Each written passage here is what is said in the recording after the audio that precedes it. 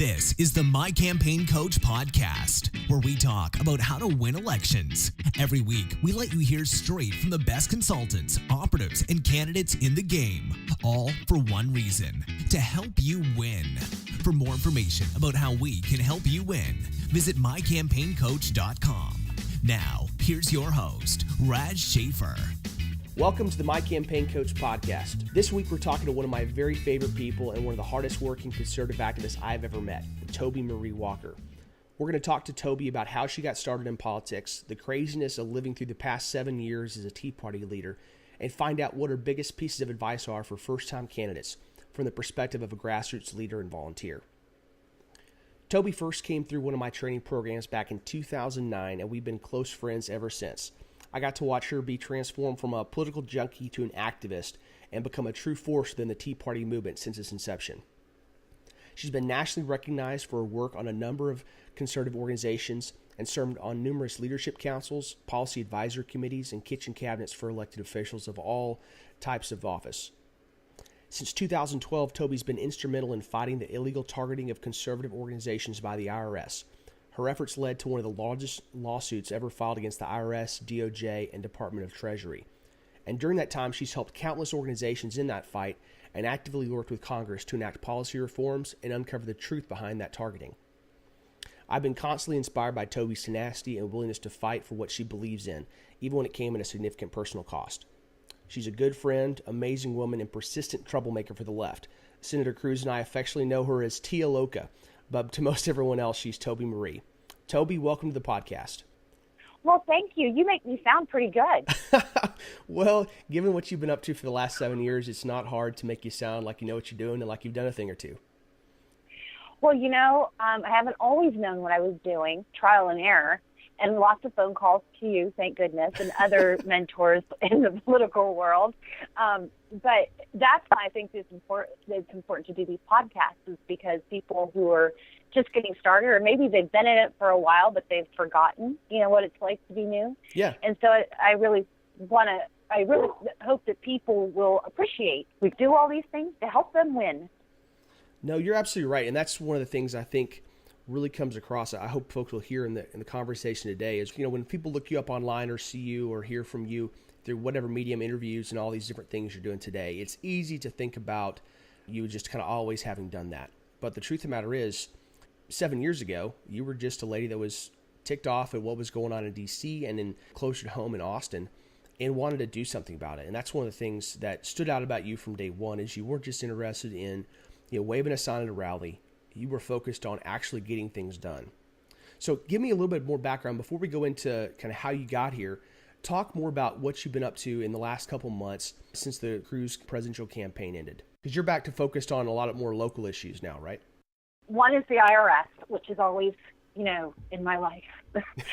Sadly. They just love me. It's more gearing up for the next session in Texas is what is my primary goal, is to make sure that we have some criminal reform, because we have way too many people in prisons that really overcrowding, and it's costing us a lot as taxpayers that really could be doing other kinds of punishment services, whatever you want to call it. And then closed primaries in Texas is a hot topic. Those would have been nice. Well, it would have been nice. And so now we have to, where do we go from here after this election cycle? So there's some other things that I'm kind of keeping my eye on. But my husband, I have told him that I would pick something and do that. Pick a cause. Instead of being a jack of all trades kind of thing, helping everybody.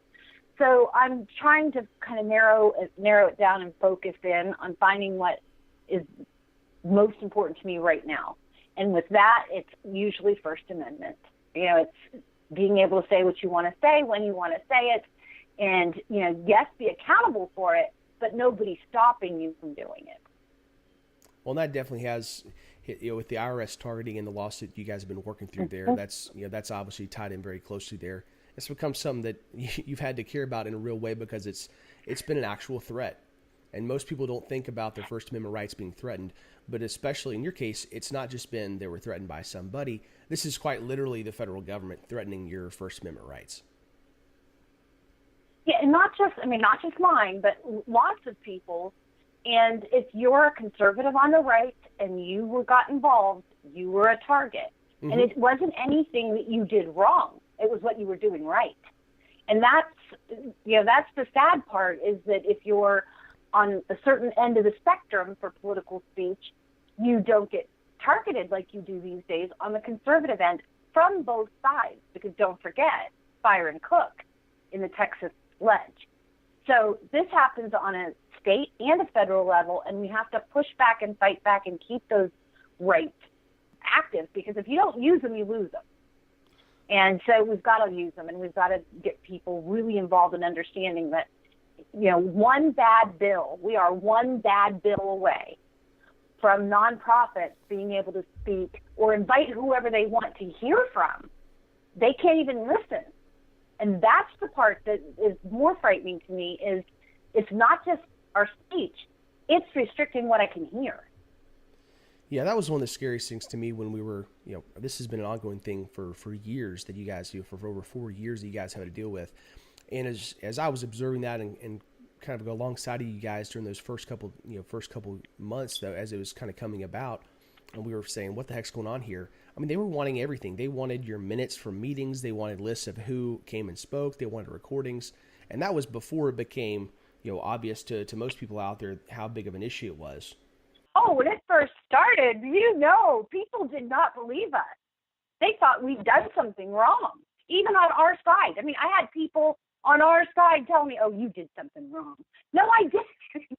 Well, that's important. I really appreciate the work you've done to not only, fight back, but also to help others, because you've been a huge asset to these other groups out there that have faced the same targeting, and helping them understand what they can do about it. And it's one of those things, sadly, you've been a trailblazer on, because I wish you hadn't been in those crosshairs. But as a result of it, you've been a great asset to a lot of people out there, and thank you for that.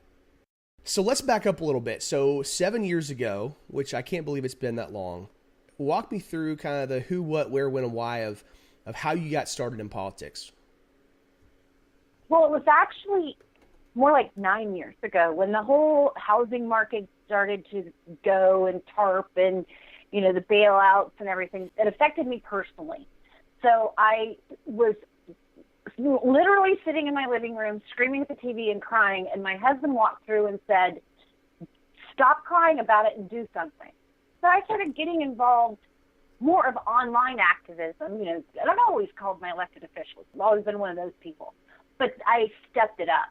And then when the Tea Party, or the 9/12 started, I got involved with that, and then the Tea Parties, and we merged all of it here in Waco, and we were one of the first 50 cities that had a Tea Party. We formed on February 29th of 2009, and I did not want to be the head of it. I said, I will help you. I had some communications work and some media work from business, but I'll help you with this, but you got to find somebody else to lead it, because it's just not me. So here we are in 2016. And I had a very nice woman call me last week about what we're doing in the Tea Parties and stuff, and told her we're kind of on a hiatus until January, holidays and that kind of thing. I said, but if you would like, if you and your husband, you're young and you want to, we'll be glad to hand a lot of this over to you. But, it also comes with this other stuff. And she's like, but who would want to do that? And so this is why our board is still there. It's because of the IRS. Right. Nobody wants it now. So that's how I got started. I was so upset over the fiscal irresponsibility from both sides of the aisle that I just couldn't take anymore. I said, this is what we're going to hand to our children and our grandchildren. This, enslavement to debt on a local, state, and federal level that they can never pay off. We're putting them in debt. And I think people have forgotten about that in 2016. We're enslaving our children to future debt that we spent. We're going to make them pay for. What keeps you motivated? What is it? What's the thing that keeps you engaged and just from riding off into the sunset and saying, screw this? With me, it's a little bit of guilt at what we're doing to the kids, the grandkids, and future generations. And then it's also, I like to see things through. Rick Perry, when I very first started this, Governor Perry, I met him at a meet and greet in Waco, and I was getting knocked around a lot in 2009 by Republicans. They really didn't know what to make of us. And he asked me, so how are they treating you? And I put my head down and kind of shook my head. And I don't think they like me much. And we were shaking hands goodbye, and he pulled me back towards him. You know, he's so animated. And he pulls me back towards him, and he starts shaking his finger in my face a little bit, saying, Toby Marie, don't give up, don't give in, keep going. I'm like, okay, you know, and you hear all these pep talks all the time. And he kind of, you know, and he squeezed my hand a little harder, and he said, promise me you will not give up. So every now and then, when I really want to just walk away, I remember that promise. I promised I would not give up, but finish what I started. And so that's why I'm still doing things. I mean, not to the extent I was, but I will probably always be active because you can't give up. The only way to get through hell is to keep walking. If you stop, it consumes you. So we all have to keep walking. We all have to keep going. We all have to keep trying. And I think my biggest frustration is seeing people, which I call a keyboard warrior. Not that we don't need them. We do. God bless them. But you have to do more than that. You actually have to take your passion and move it into action. You have to get off the street with the sign and start going to meetings and start talking to elected officials. And, you know, I'm not that influential. I mean, people think I am. I'm really not. They're just scared of me. because I'm going to go say something to them and tell all my friends what I think, and then get them to say something. So it's not that I'm, you know, influencing politics. I'm really not. I'm influencing people to influence politics. My one voice doesn't mean anything. It's when I can get 40, 50 people to go to a meeting, or I can get a few thousand people to call Senator Cruz's office, or whatever it is. And you know, that's what your street creds are in politics, is how many people can you influence to act. So I like to cultivate a lot of people who feel like I do, if they just don't know how to do it. Kind of like you taught us, you know, it passes on. Now we're teaching other people. So moving on to talking about campaigns that you've been instrumental in, what do you look for in a candidate who you're considering to support? You have a lot of folks that want to come to you and get you on their team, or get Toby's support. But what do you look for when you're deciding who to support and which opportunities to let pass? Well, there's like the tangible things. I want someone who knows what they're talking about. If you're going to run for example, for railroad commissioner, you should know what that is. You should know what the job is. If you want to run for county commissioner, well, do you know what they do? Well, you know, I don't know, but I always wanted to get in politics, and county commissioner seems easy to win. But do you know what they do? No, but I can learn. Okay, so you're just wanting a career. You're not wanting a job. The job. You just want your name in lights. So that's one of the things I look for. How knowledgeable are they of the job they're applying for? Because that's what they are. They're candidates applying for a job that we're all hiring. And then I look at background. To me, character still matters. Some people it doesn't. To me, it does. You know, we're not all perfect. I don't expect to have, you know, poster children up there, but choir boys. But I do expect them to have a certain amount of some character there, that we can count on what they say to us is going to be accurate. Then I just look at, do they have the means to run? Can they raise money? Can they do the work it takes to raise the money? Because you can be the best speaker in the world, but if you can't ask for money and close the sale, because that's what it is, if they can't close, then I'm wasting my time. Because if they don't have any money, they can't buy airtime. If they don't have any money, they can't pay staff. If they don't have any money, they can't travel. So you have to have money in politics. You just do. That's life. And then the third part, it's just gut. Sometimes you meet somebody and you just know. You can take one look at them, hear them once, and know that person is going to go somewhere. And it's just that gut feeling. Now, I don't recommend going with your gut 100%, but take that into consideration. If you don't hear them speak and think, wow, then why are you going to help them? So we talked about what you look for. What is it that are some of your biggest pet peeves when it comes to candidates you've supported in the past? The ones you look back on and be like, man, that just drives me nuts. The I. Me, my. No, we, us, our. It's basic rule of thumb in business, basic rule of thumb in life. If they're self-centered and it becomes all about them and what's going to further their career versus who they're serving, that's my pet peeve. It's like, well, you forgot who brought you to this dance. That is my biggest pet peeve and the biggest reason I'll go find somebody to run against them. Not that I do that, but I might encourage somebody. But that's a pet peeve. And then also, do they keep their grassroots feel in their contacts and are they appreciative? Do they stay humble? Do they understand that they're serving a better, greater good? It's kind of like being a preacher or in the military. You're serving, and do they still have that servant part? And people will tell me, well, what does that matter? Well, if you don't have a servant part, well, they're self-serving, and that doesn't help us. So we really need to look at their actions and their words after they're in office and say, did they keep their promises? Did they, remember, the people who helped them so that they continue to help them? And just, their character. And sometimes it changes when they get in office. You and I both know them. Absolutely. They get into office and they change. And, I warn candidates now, when you're elected, before election night's over, you will be co-opted by someone. It will either be your grassroots supporters, who will always have your ear first and foremost. It'll be the consultant class, it'll be the donor class, or it'll be the ruling class. But somebody's co-opting you because you're not there all by yourself. You better be prepared for that. And the ones that tell me, nope, I will never be co-opted, is naive. They're not prepared for office. Because they will be. And what we've seen so many times, and I laugh about this I was talking to somebody the other day about, they're asking me, about the fundraising side of how much money to raise for the primary and the general, and it's in a safe seat. So he's like, so is this amount for the entire campaign or just the primary? And I was like, well, that's just for the primary. And he said, well, why don't we have a number in there for the general? I was like, well, frankly, you're not going to have a problem raising money for the general.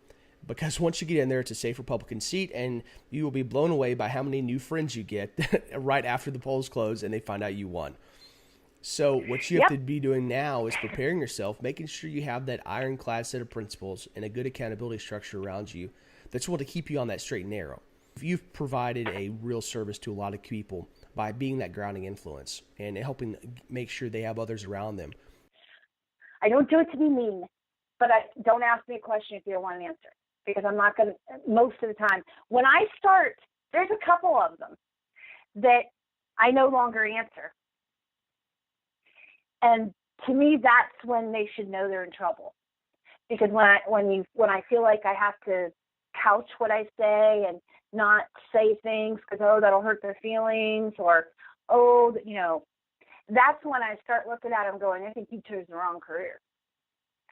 So I'm blunt. I mean, if they ever ask me, I'll tell them. But I've learned sometimes you got to let them sleep in the beds they lie in, or beds they make. If you're invited to be on a kitchen cabinet, you should take that seriously because you are giving them advice. Don't pat it up with your opinions alone. Ask your friends, like, hey, I'm going to meet with my county commissioner or my senator or my congressman, a state rep, my lieutenant governor, whoever it is.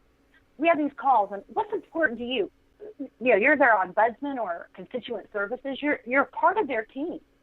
And even though you're not official, you can help guide that and tell them, well, I'm hearing a lot of people talk about, and on a federal level right now, of course, it's their Obamacare insurance rates. They're skyrocketing.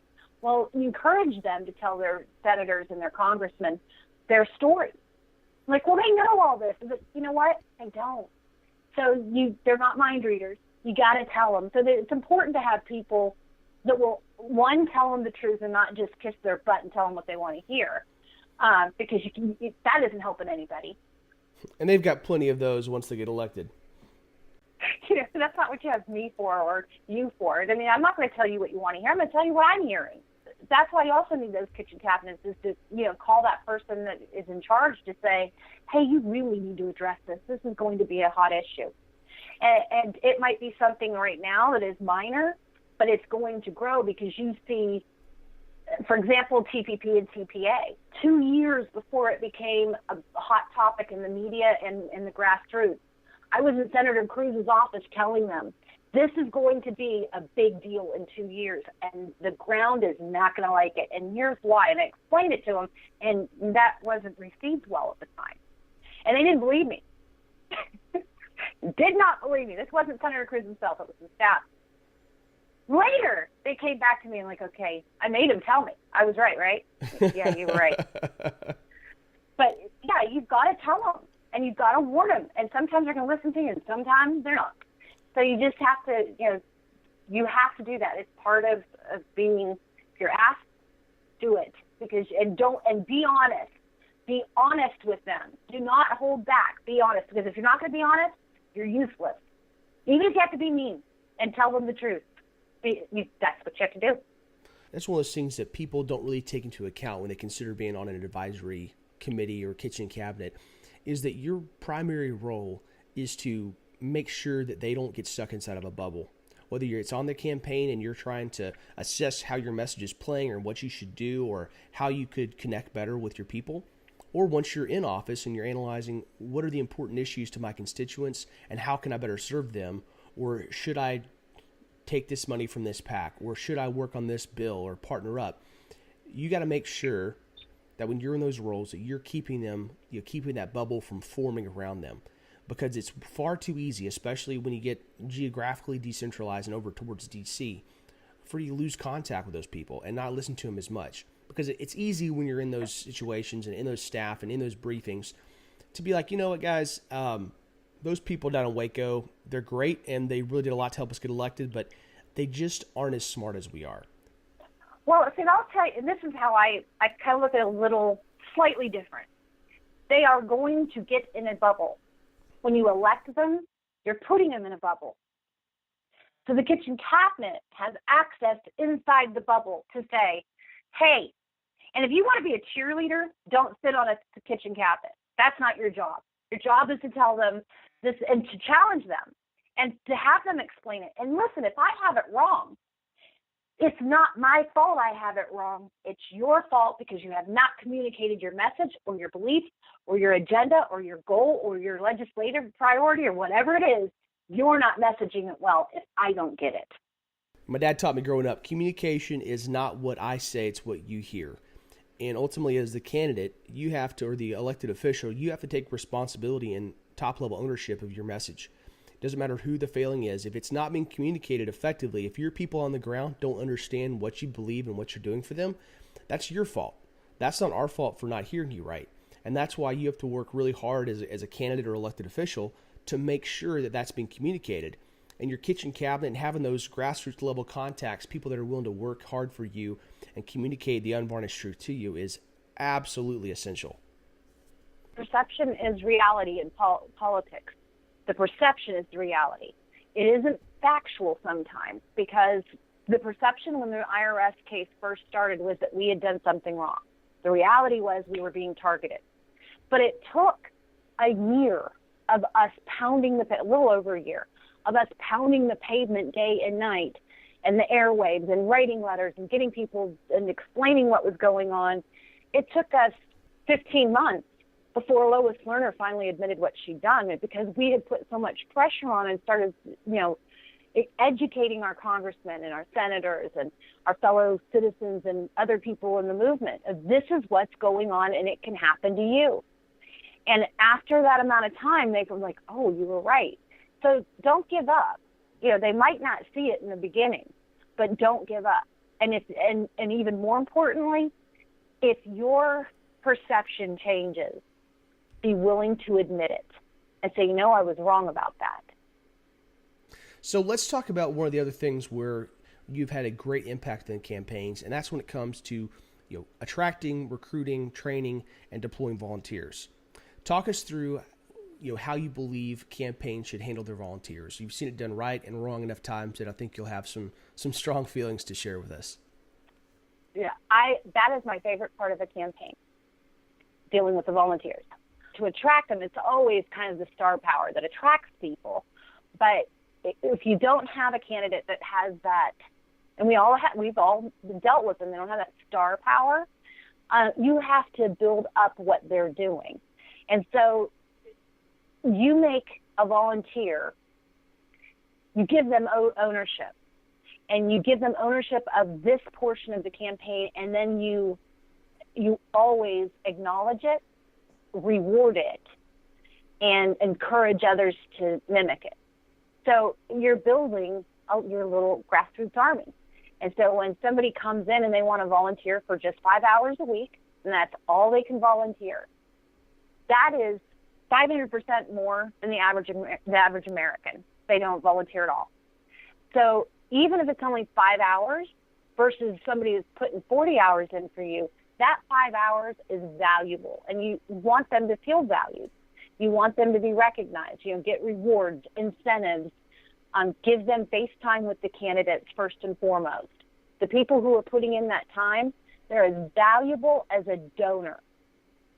And people when candidates forget that, that's another warning kind of, oh crap. They don't understand that their grassroots people are as valuable as donors. You need both. One is not better than the other.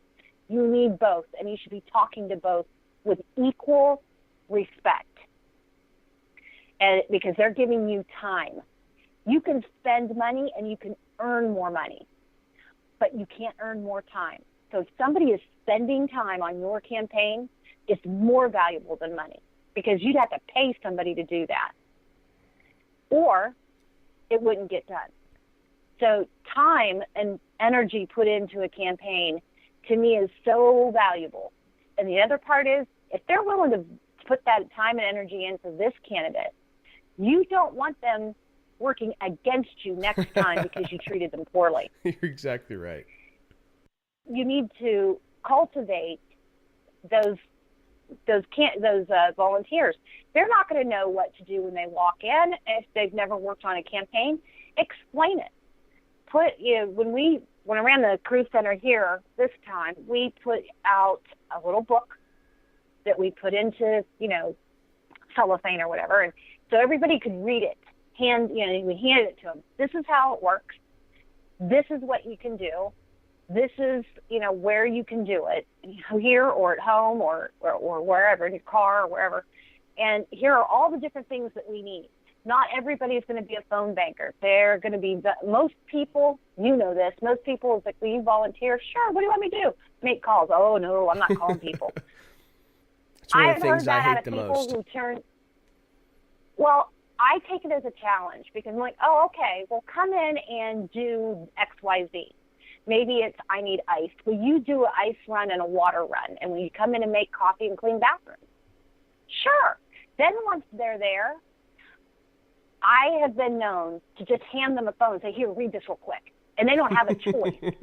Just trick them into it.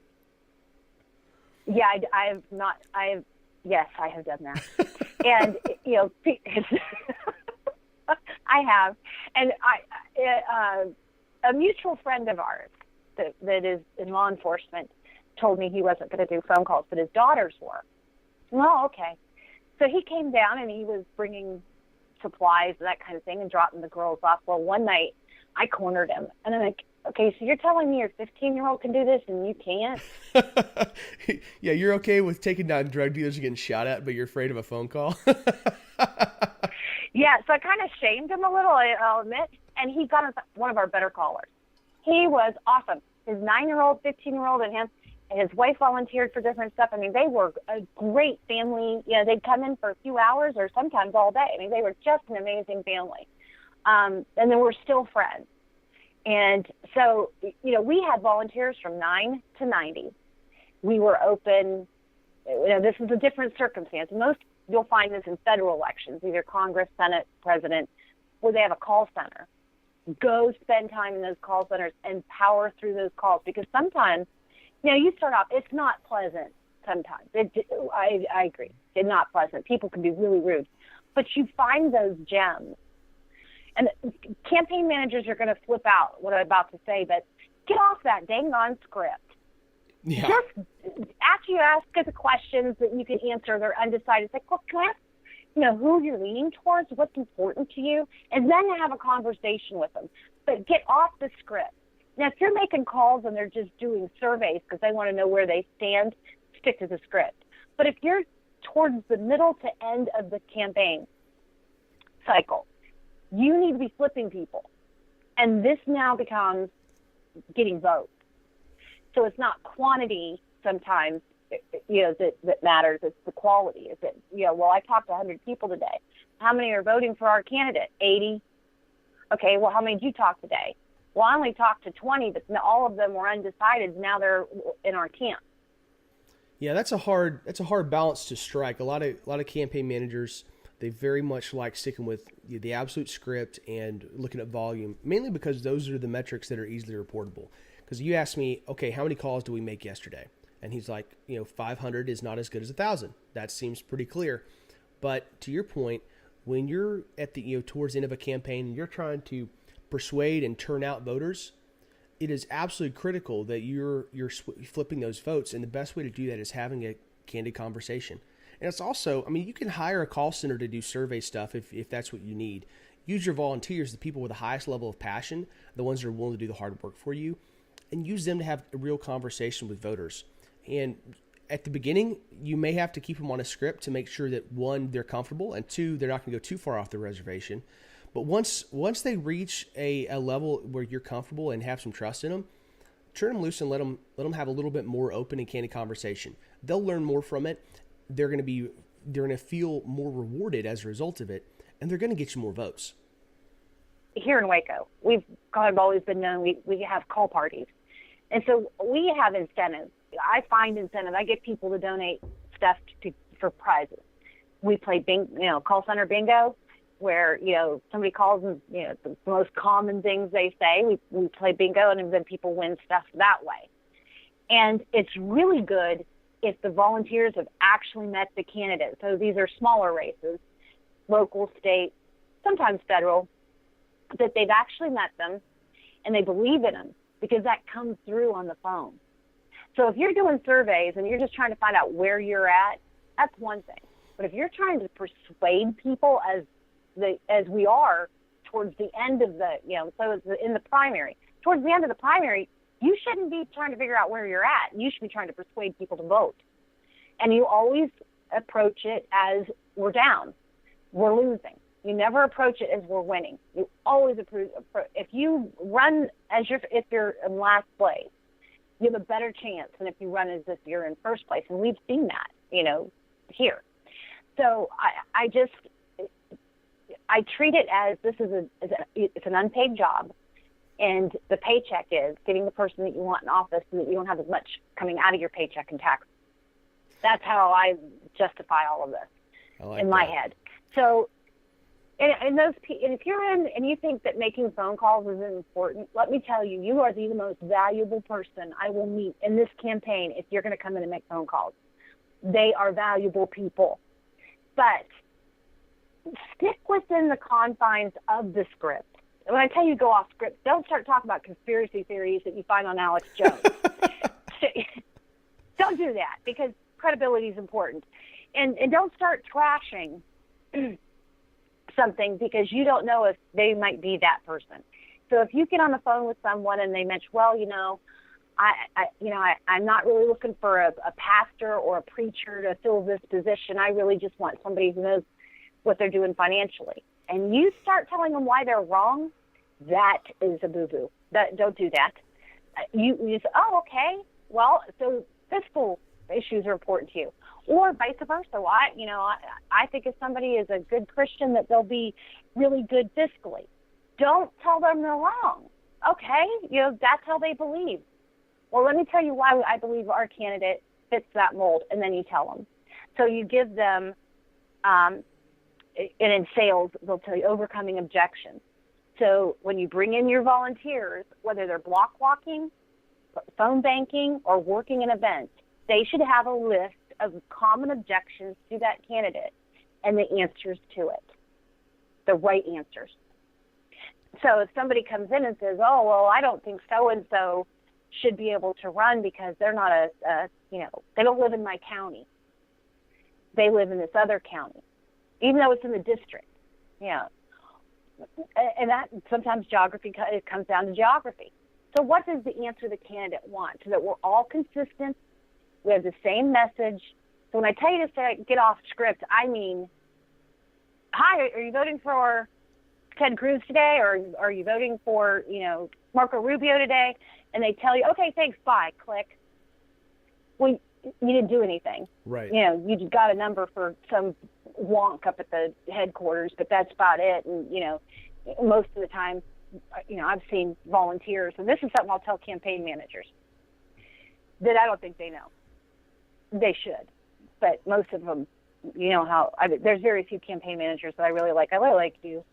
I really like JJ, but you know how I have a disdain for that occupation sometimes. And so volunteers lie when they phone bank. They will say, yep, you're voting for him when he's not, just to shut you up if you give too much criticism.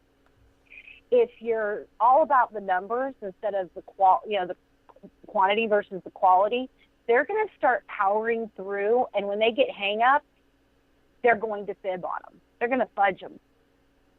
So it's important to be accurate. Volunteers, don't do that. Be accurate. And campaign managers, don't mistakenly encourage it by pushing to get to a number. Tell them to be accurate and do their best. And that you're appreciative if they made 10 calls or 100 calls. Well, one of the ways that they can get away from that is by getting themselves out of their office, off their computer, and actually interfacing with the people that are doing the calling. Because if the only time where the volunteers see you as a campaign manager or a field staffer is when you're putting the new numbers up on the board, or you're kicking them in the butt saying, hey guys, come on, we can meet our goal for today, then that's all they're going to care about, because it's what you it's what you measure that matters, not what you preach. And so if I say, hey Toby, it's really important that we convince that we turn a lot of new voters our direction today, but what I'm measuring is how many calls we get done today, which is an important function. If that's all that you see me measuring, that's all you're going to care about. And so what you have to do is get out of your office and go down there and listen to these people on the phone. Get on the phone yourself. Yeah. Talk to the folks and be like, hey, Toby, that was an awesome call. Tell me more about that. And so you said, well, they were undecided, but I talked to them a little bit. They really cared about the Second Amendment. I told them about what Ted has done to protect the Second Amendment, yada, yada. Man, great job, Toby. You're investing in them, you're encouraging them, but you're also letting them know that you care about more than just the numbers on the page. And that's going to be something that other folks around them are going to see. So make sure that when you're measuring things and when you're encouraging your volunteers, that you don't create this perverse incentive structure, because it can be absolutely catastrophic. Yeah, and that's where you have to measure different things. You don't measure one thing. So when we had the call center, we measured how many calls the people made, and this is on the honor system, and how many people did you convert, or did you get them to commit? So if somebody said, I'm so excited, I got undecided, well, that gives them 5 points. And you know that they didn't do it if they made 100 calls in an hour. Right. But if they made 5 calls in an hour. And so there's different talents. Some people like to slam through those calls real quick. You get some of those people. You got to kind of get a mix of talent. And then you get the people who know the candidate. And this is the other thing you can do. For volunteers and for campaign managers or volunteer managers, you can have someone in that room, which we called, we had Cruz captains. We had people who knew Ted's positions, policies, stances. They could probably give his speeches. They knew Ted Cruz. And we had 1 or 2 of those people there on site whenever we were open. So that if a brand new volunteer come in and was asked a question they couldn't answer, they I don't know, hold on. And they would raise their hand or flag it, whatever, and we'd come over running. And we'd take over the call, and then they'd move to a different phone, and they'd start over again. So that you're getting the quality and the quantity. So you can zip through, but if somebody on the other end, and you've been there, I've been there, you call a voter, and they're like, I'm not decided. What does so-and-so, what does, Mike Lee think about abortion? What does he think about, internet security? Or they'll ask you some obscure thing. Well, you need to have somebody that can answer. or that can say, that's a good question that we don't know. Don't make it up. Don't make it up. Don't ever say a candidate does something that you don't know, because you can get them in trouble. You can tell them, well, if you'll give me your name, your phone number, and your email address, I will make sure one of our field staff calls you about this issue, because that is very important and a great question. Well, now that person thinks that they're important, because they are, and they feel important, and they feel like, oh, wow, I get 1,000 calls. You live in Iowa, you get 1,000 calls a day. But this person took time out to actually answer my questions and get answers for me. So you have to remember that you're a walking, talking billboard for that candidate. You have to, it's quality, yes, quantity, yes, but an accuracy. But you want to be able to get people, the ultimate goal is to get people to vote for the candidate. That's the goal. And so you don't want to lose sight of that. Don't lose sight of, if you're phone banking and somebody says, I'm undecided, and they start asking you questions, and you've got a campaign manager saying, well, you got to get to 500 calls, you turn around and tell that campaign manager, no, I need to get to 500 votes. And you tell them, until you'll sit here down here and you'll do it, because they probably haven't done it in years, if ever. So I think that's the other thing. You show your volunteers you're willing to, do whatever that you ask them to do, you have to be willing to do.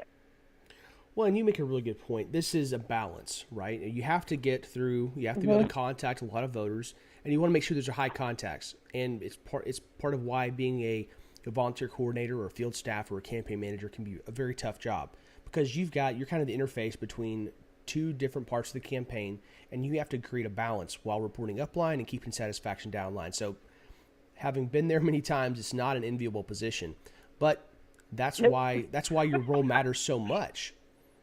And to Toby's point about making sure that your volunteers see you working hard, I can't emphasize the importance of that enough. Earlier this year, I was up in my alma mater, Hirsdale College, and I was running a phone bank. And I had students coming in throughout the day. And I didn't call all the time, but especially when we had a lot of folks coming in there, or when we were very slow, I would get on the phone and I would start dialing. And it really made a difference as far as the engagement level. My favorite time to do it was if I started seeing students get a little bit chatty or they weren't as focused, I'd get on there. I wouldn't criticize them. I mean, they were in there volunteering, getting paid very little to help. And so I wouldn't get on to them, but I'd get on the phone and I'd get up there at the front of the room and I'd just start cranking through these calls. And immediately the level of chatter and the distractions went way down just from seeing that I was up there doing it with them. Yeah, I mean, I had great volunteers this go round. I mean, the best volunteers in the country, I had them. And I know people all over the country, but I'm telling you, I had the best. I had people that came in. Becky. Becky came in, was there sometimes 40 or 60 hours a week. I had two college girls, Brittany and Whitney. They would come in and spend 20 to 60 hours, depending on what they had going on at school. And so, when I tell people that we worked 60 and 80 hours a week, that was every week for almost 6 months. And before we got the phones, it was the phone from home, or it was talking, going to events, or always doing something. And it's the ABC, always be campaigning. When you go to, and you train your volunteers to do this, have volunteer training, because they don't know. When you get these first-timers in, they don't know. Why do we give out campaign buttons? Well, they think it's to wear to a rally or to a Republican lunch. Well, that's preaching to acquire. You wear that campaign button to the grocery store, and some people are going to look at you funny, and they're not going to like it. And you just smile and be pleasant. But other people are going to strike up conversations with you. So you always be, in business, they always be closing. In politics, always be campaigning. So you wear that little pin or you wear the T-shirt. People ask you questions. Like, look how many people around the state and now the country call me the Cruz lady. And it's like, hey, I have a name. And I do stuff besides that. But, and it's the same thing with Congressman Flores here. My precinct goes heavy for him because when I go to the Dollar General or the Family Dollar or the local restaurant or whatever, they know me. And they'll ask me. And at one point, it got kind of funny because the people at the Family Dollar thought I was their congresswoman. I'm like, no. Oh, well, do you work for him? No. You don't work for him? No. But you do all this stuff. And I said, yeah, I just want to make sure that, you know what's going on. And that, oh, well, I was going to vote for you. That's why I wanted to know what your name was. I was like, I'm not on the ballot. What I did was I got Congressman Flores to come over during early voting, to come over and meet them. And he just popped in one day and surprised them. And he's like, I hear that you thought she was your representative. No, it's me. You voted for me because you voted straight ticket. And so, and then, but it made, so I saw a need here of, okay, yes, these are people who are working at Family Dollar and, they are doing a job, and you wouldn't think to campaign to them. And I'm not, it's like, little things. It's like, what are you doing today? Oh, when people ask you that, actually answer them. Oh, I'm getting ready to go down to Austin for a really great seminar on right on crime with Texas Public Policy Foundation. Really, what do they do? And then you tell them, and you don't take up too much time because people get mad in line, but but tell them.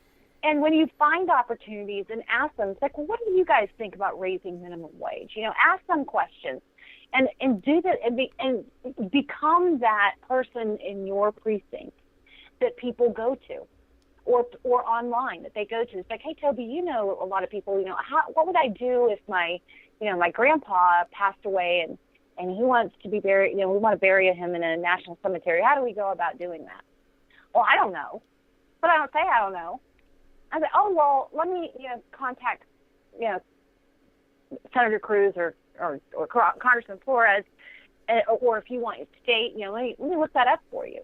Be that person that they can go to, this political social worker that they can call. Now, that comes with some pitfalls because wherever you go, people ask you political. I can't even go to the doctor without a 15-minute, whatever doctor I go to, not a lot of them right now, they ask me questions. Same here. And then they tell me, you should reduce your stress. And I'm thinking, then you should stop asking me about politics. And so, but be that, if you're going to do it, be that person they can come to and say, this is a problem, or even if there's a problem with them. So you aren't going to believe what Senator Cruz's office or Representative Flores's or, Lieutenant Governor Dan Patrick's office told me. Well, who told you that? And it's wrong. I said, well, yeah, that's wrong. Let's get you the right answer. Let's get you on the right path.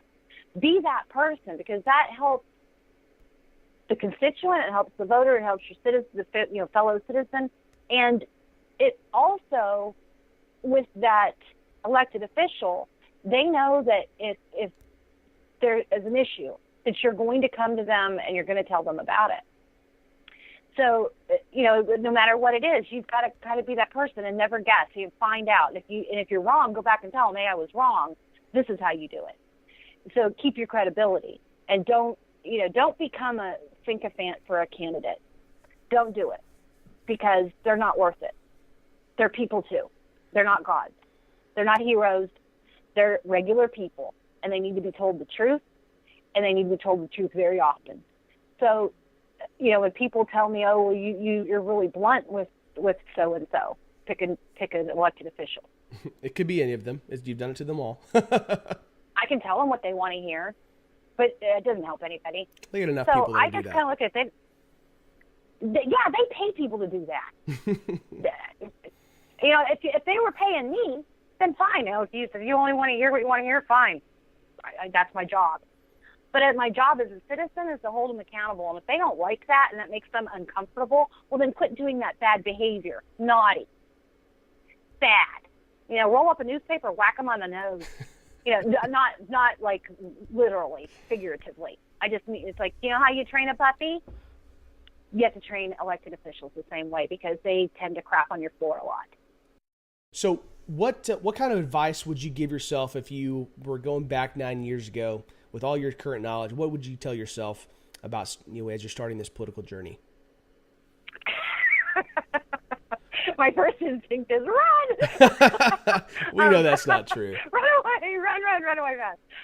No, I think my advice to myself would be keep everything. Keep everything. And I've done that pretty much, but there's things I wish I'd kept. Keep a journal. Keep a calendar. Keep everything so that you remember, what you did. I think for me, I think it would be watch what you say. Don't be as uncensored. You've seen me, over the course since 2009, where I've toned down, and I'm still kind of, but so if you follow me now, you think it's bad. You go back to 2009. I just said whatever because I didn't, I did not realize that I would no longer be anonymous. And I think that is something that you need to, if you're going into politics, the two specific things. One, get a Google Voice number and use that. Never give anybody your personal cell phone number. Because when you do want to disengage and need to disengage, you can't. So that's one. And use that Google Voice number. And separate your political emails from your personal emails. And there's a reason for that, too, so that you don't accidentally send something personal to your political side when you hit all contacts. You just be very mindful of keeping your private life somewhat where, and I don't mean that you're hiding yourself, but that you have a retreat to go to when you have a bad day, that you can shut it off. And that's something I didn't do, is that, I think everybody in the world has my cell phone number. If you can't find my cell phone number, you're not looking real hard. And I think that's one mistake that I made, was not having some privacy and putting that boundary up. And then two, preparing my family. I had no idea how this would impact my son. And that's one of the things I regret, is not preparing him, because I didn't know.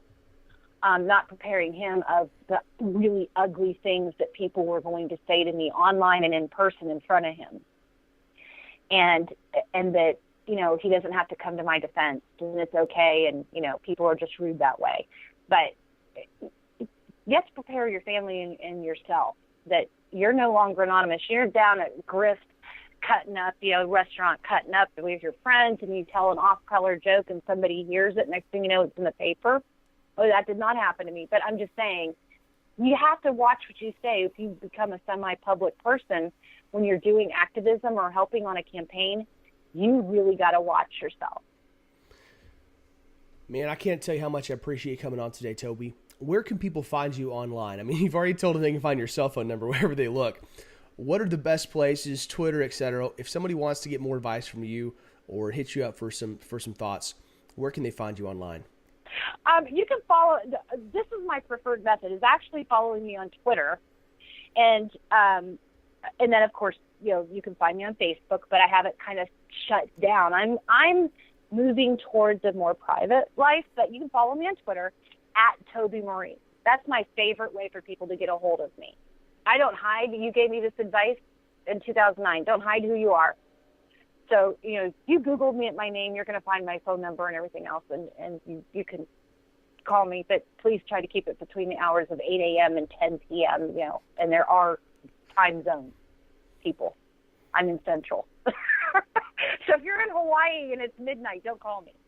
My last bit of it, get Campaign Coach. I didn't have it. I did not have this great service. I wish that you had been doing this since 2009, and think of all the money you'd have made off me. Well, I sure appreciate it. We're working really hard to try to make sure that everybody that comes through our programs, whether you're listening to the podcast or reading the blog, we want you guys to win. We want to make it cheaper and easier, and we want you guys to be better prepared. And Toby, I want to have to have you on some more in the future, because we've got a long interview here, and we're going to we still got more ground we could cover if we kept talking. So we'll have you on again in the future whenever I can break into your busy schedule. But for all you guys listening, make sure to check out the show notes for Toby's contact information and some of the links that we referenced during the show. And we'll talk to y'all again next week. Please subscribe and rate us on iTunes to help spread the word. We'll be back with you next week with more campaign insights from My Campaign Coach.